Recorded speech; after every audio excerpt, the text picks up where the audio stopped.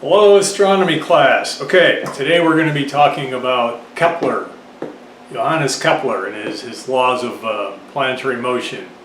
This is the basis of orbital mechanics. You know, that's how bodies orbit each other in space due to their motion and gravity. It's also the basis of rocket science. So, what'd you do in school today? Rocket science. We're doing rocket science. First we're going to do a little bit of history. We'll talk about this person, Kepler, and get a perspective. You know, it's easy to sort of think, well, these people long ago, but it helps if you can compare that to people that you're familiar with, times that you're familiar with. So let's do that. We'll do that now. All right, so this is a chart I really like a lot. This is a good one. It shows a good time frame. It shows a lot of individuals you're already going to be familiar with, and some people you're probably not familiar with. So let's talk about this. So here we have years. So 1500, 1750, right? We currently live in 2020. We all know, right? 1750. George Washington, right? We all know him. He was our first president, right? President of the United States. Benjamin Franklin, right? One of our founding fathers. You know, Declaration of Independence, all that sort of thing. Over in Europe, Voltaire, right? A lot of just philosophy and really advanced thinking that we use today. His works are just amazing, Rights of Men and stuff. Then music was flourishing in Europe, right? We had Mozart, Beethoven. You've heard of those people. If we go back a little bit, Isaac Newton. We're going to be talking about Isaac Newton, right? Isaac Newton is he invented or discovered calculus. You know, modern mathematics, the laws of gravity, much more. We're going to be talking about him more. So let's go back a bit. 1600, Shakespeare, right? You've heard of Shakespeare. Rembrandt was 1650, right? Famous artist. Kepler, we're going to be talking about Kepler in just a bit. We'll go back just a little bit more. Columbus, so the times of 1500, right? 1492, Columbus sailed the ocean blue, right? So that's 1500, 1550. We're going to be talking about this time period here, around 1600. Let's start with this individual, Tycho Brahe, right? Tycho Brahe. So he was a person. He was a very famous scientist. Back then, it was very fashionable for kings to have court scientists. And it was great because the scientists didn't have to go out and hunt and dig potatoes for their food. They were able to live, they were funded by a king, and they were free to do science. Well, Tycho, he used, they didn't have telescopes yet. Telescopes weren't invented until after his time, but he took very accurate measurements of the planets. They had these big sextant type things where they were able to measure the positions of the planets. It's this device where you were able to measure angles and look at the planets and very precisely measure their locations. Well, he did this for years, over 20 years, and he cataloged everything. It's all written down, right? Mankind has all that knowledge. So what was famous about him, or just a feature about him, is he had a metal nose. When he was like 21, or so, the age of a lot of you young gentlemen that are listening to this right now. Well, they get in an argument, with another guy. Legend has it was a math argument. Well, how do you solve such a thing? Well, of course, you challenge each other to a duel. They got their swords out. Girls would go to duels. It was a thing, and these two young men started sword fighting, and he got his nose, big chunk of his nose cut off. Well, he was rich, so he had a metal nose made, and every day he would goop his metal nose onto his face, and he just rocked his metal nose throughout life. And so you play the cards you're dealt. But he was fine. Other than that, he was fine. Well, so he had this, what at the time was the state-of-the-art astronomical facility where he was able to to measure the positions of the planets in the sky. He also tracked a lot of stars and had catalogs, huge documentation. Well, he had a young mathematician working for him named Johannes Kepler. Well, Tycho ended up dying, and then Kepler inherited all of his data. And Kepler was good at math. You know, math is a wonderful thing, and you know they say that we don't invent math, that we discover that the universe is mathematical, right? It's a crazy thing. So I encourage you all, take math, right? You're in school right now. These colleges, any level you are, you can take a math class at your level, right? And then math doesn't have to be hard. Take a class at your level, and then you accomplish that, take the next class, right? So it's stair steps. Math isn't hard. If you have math anxiety, maybe you just didn't have a good math teacher, or you had a bad math experience previously, you know, in high school or something. So anyways, so let's talk about Kepler. And Kepler formulated 3 laws. He analyzed Tycho's data, and he was able to come up with 3 laws. You know, back then they thought that they thought that, you know, Earth was at the center of the universe. Now there were people who said that the sun was at the center of the solar system. So a gentleman named Copernicus, a Polish monk, he came out with that in the 1500s, and even thousands of years ago. There were some Greeks that came up with that, but generally those ideas never took hold. They still thought that the Earth was the center, and that everything went around the Earth, and that everything was circular because space was perfect and we were imperfect here on Earth. So Kepler came up with some amazing discoveries for that time, right? So let's go look at that. Okay, Kepler's laws of planetary motion. All 3 of these are going to be on the test, right? Kepler's laws of planetary motion. The orbits of the planets are ellipses with the sun at one focus. Okay, we'll talk about that. A line from a planet to the sun sweeps over equal areas and equal intervals of time. I can explain that, so it's so easy you'll understand it. So don't, you know, it sounds kind of weird right now. Don't worry about it. We're going to break that down and you'll get it. A planet's orbital period squared is proportional to its average distance from the sun cubed. Don't worry, same thing. You're going to be fine with all of these things. So let's talk about the first law. The orbits of the planets are ellipses with the sun at one focus. Okay, no problem. So once again, you folks are lucky. You get to see my great artistry, right? Because we've established what a great artist I am. So you get to. Let me just turn this camera a little bit. So I think this will be better this way, I hope. Maybe. Okay.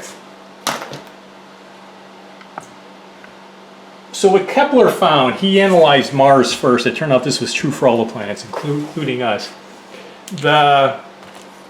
We all know that the planets orbit the sun, right? That's what 1 year is. If you're 20 years old, or you were born, and then since your birth, Earth has orbited the star 20 times, right? The star being our sun.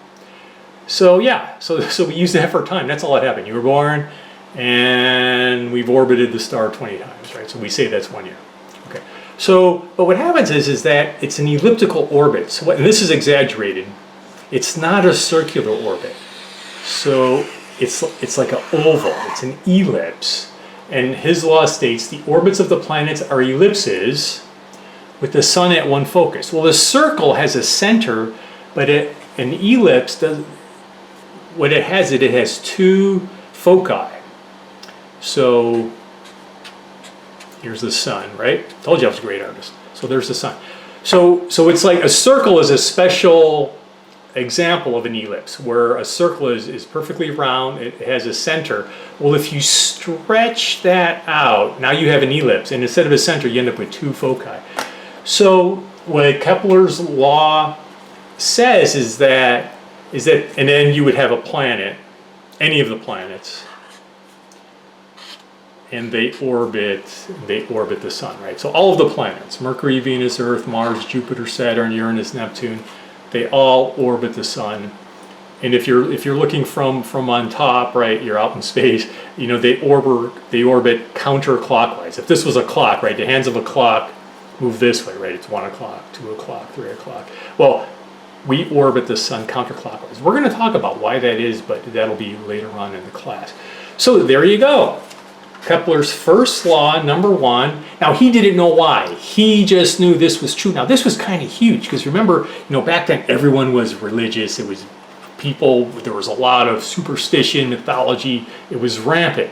Unlike these days where everyone is scientific, right? Yeah. So yeah, things weren't all that different back then.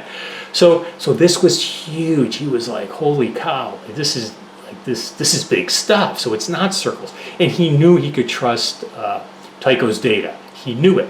So it's in the ellipse. Okay, so that is number 1. Okay.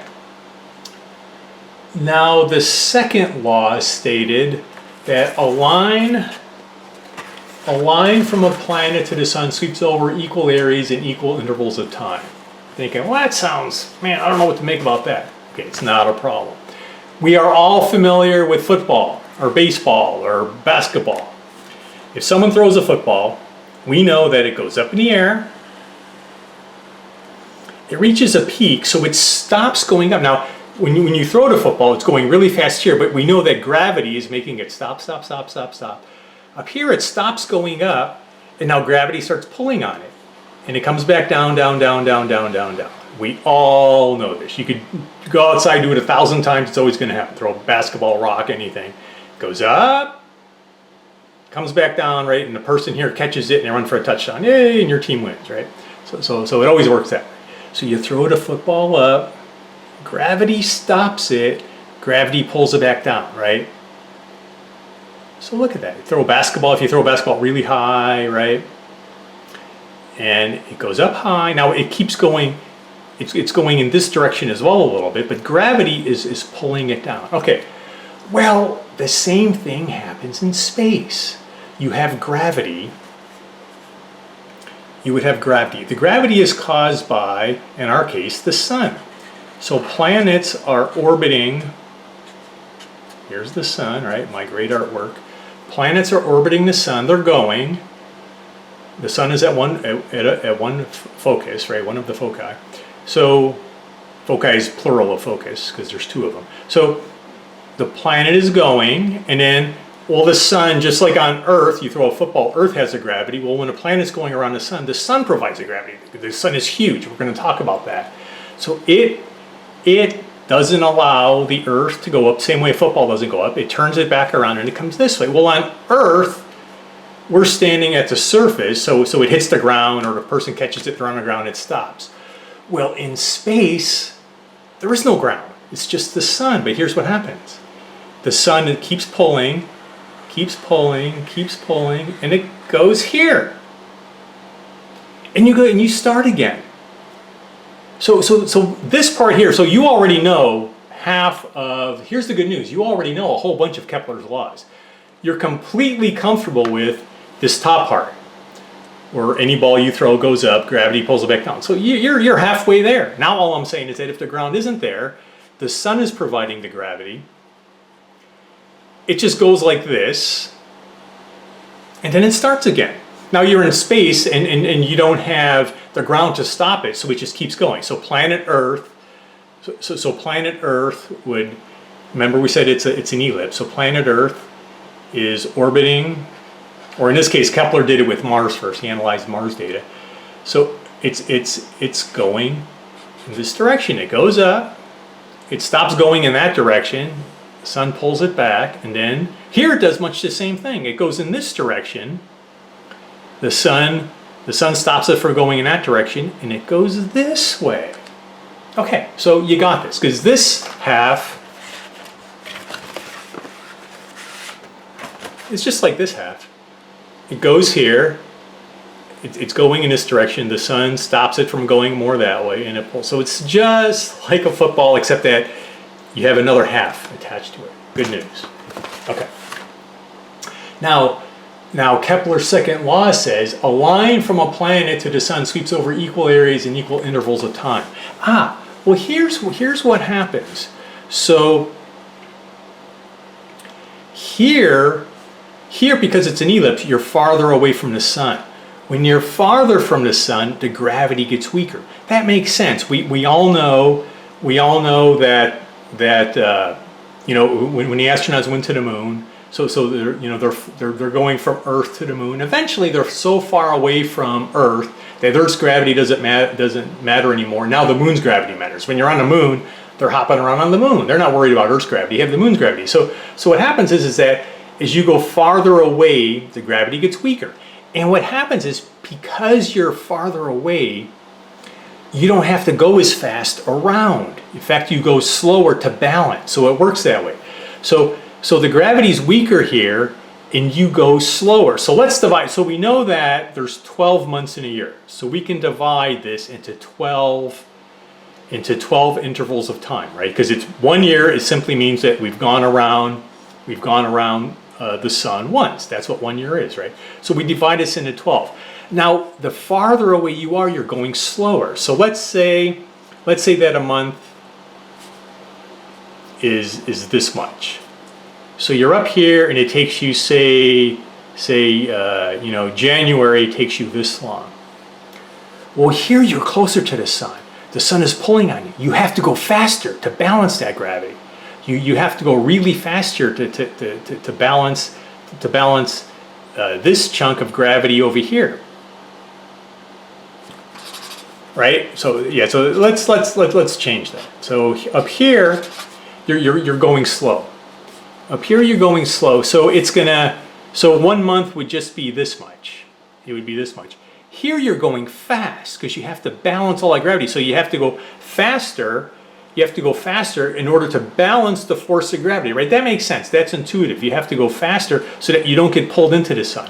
So here 1 month may be this big. Now, Kepler's law states that a line from the planet to the sun sweeps over equal areas and equal intervals of time. So let's draw a triangle. Now remember, Kepler was a mathematician, so he talked in mathematical terms.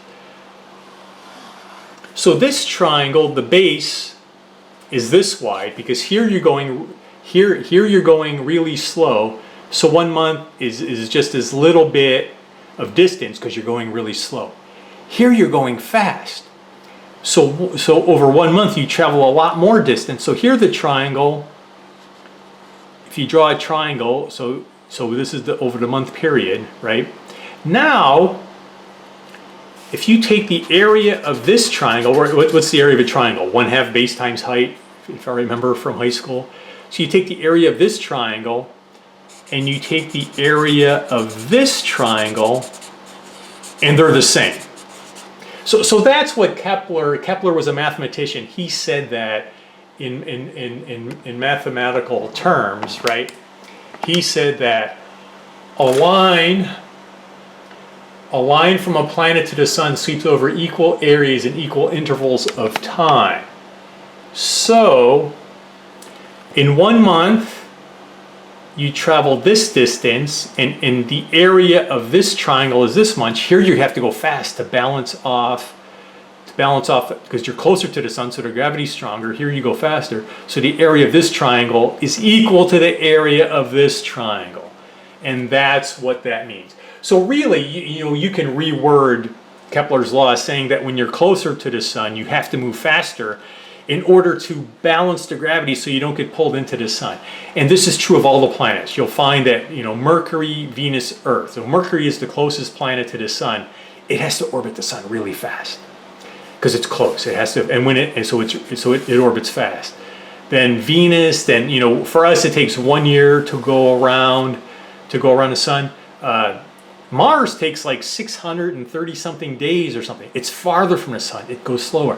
So the farther away you are from the sun, the slower you are. When you get out to the really far planets, Mercury, Venus, Earth, Mars, Jupiter, Saturn, Uranus, and Neptune. Those planets out there take 180 years to go around one. So for them, the humans don't live too much longer than 100 years, 80 to 100 years. Neptune hasn't even gone around once, the planet Neptune, right? So that is So that is Kepler's second law. A line from a planet, so the planet is orbiting, a line from a planet to the sun sweeps over, so equal areas and equal intervals of time. So this line from the planet to the sun over 1 month, it goes this far, so it's swept over this area. Down here, the planet, in 1 month, it goes this distance, so this line goes from here, it sweeps over this area over a month. So it sweeps over equal areas and equal intervals of time.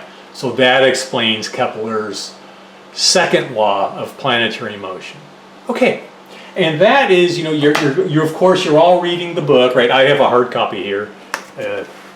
And so on my hard copy of our textbook for this class, right, astronomy, it's on page 73 of the hard copy, and it talks all about that, right?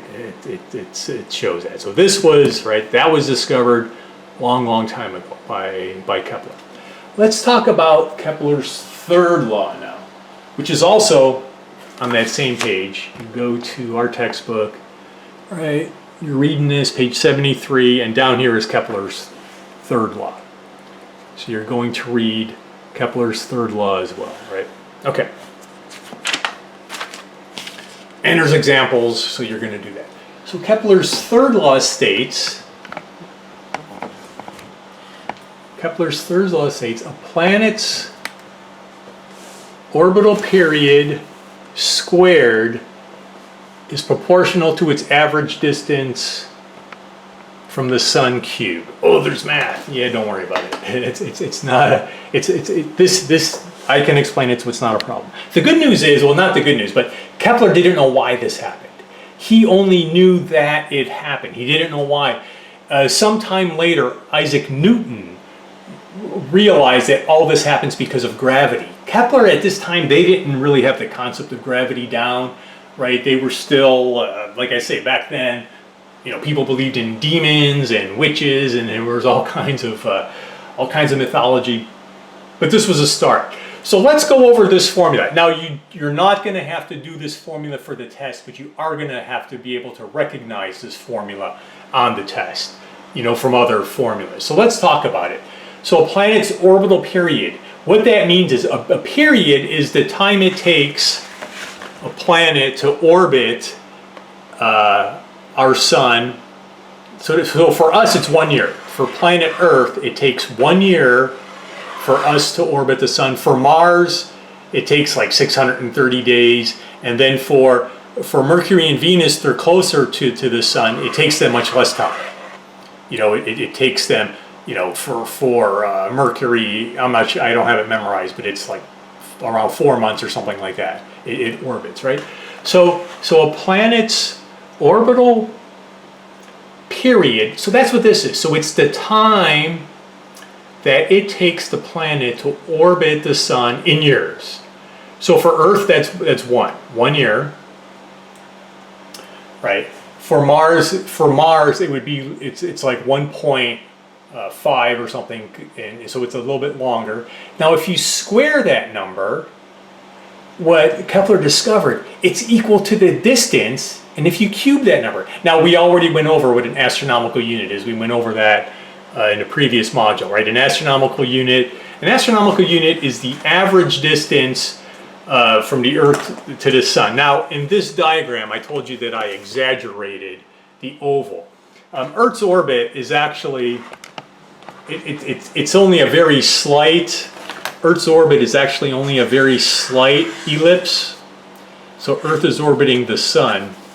It's only slightly elliptical. Well, if you take the average distance, so that's 1 astronomical unit. So if Earth is here, this distance here, from Earth to the sun, that's 1 astronomical unit. Okay? That's 1 astronomical unit. We've already gone over this, but just to review. So we're back here. So if you take the distance for the average distance from Earth to the Sun, and you cube that, right? So that is, and so the cube, of course, means you would take 1 times 1 times 1 in Earth's case. Well, that's equal for, and then for Earth it's 1 year. 1 times 1 equals 1, and it's 1 times 1 times 1, which equals 1. So for Earth it's easy. In 1 year, right? And then is the orbital period, and then the distance from Earth to the Sun is 1 astronomical unit. Now, what's interesting is that, but this works out for all the other planets. So Mars is just a little over 1.5 astronomical units from the Sun, the distance. So if you take 1.5 and you cube that, that is going to be equal to the period in years, and that is cool, right? That is amazing, and that's what Kepler discovered. Now, he didn't know why, right? He didn't understand. So if we have my calculator, and if I type in 1.5, right, and if I cube that, so I'll just do it the manual way, times 1.5, right, times 1.5 equals. So you get a number. That number is the same as how long the period is squared in years, right? So that is what that is. So like I say, you're not going to have to do the math on the test. You just have to know that what Kepler discovered was that if you take the time it takes to orbit the Sun and you square that number, it's going to be equal to the distance of that planet from the Sun cubed. Ta-da! And that's what you have to know for the test. And those are Kepler's 3 laws. Read the book, it goes over it again, right? Watch the other videos. Kepler's laws of planetary motion. Guaranteed to be on a test. This is important. It's the basis of all rocket science, right? And we did rocket science today. All right, folks. Talk to you later.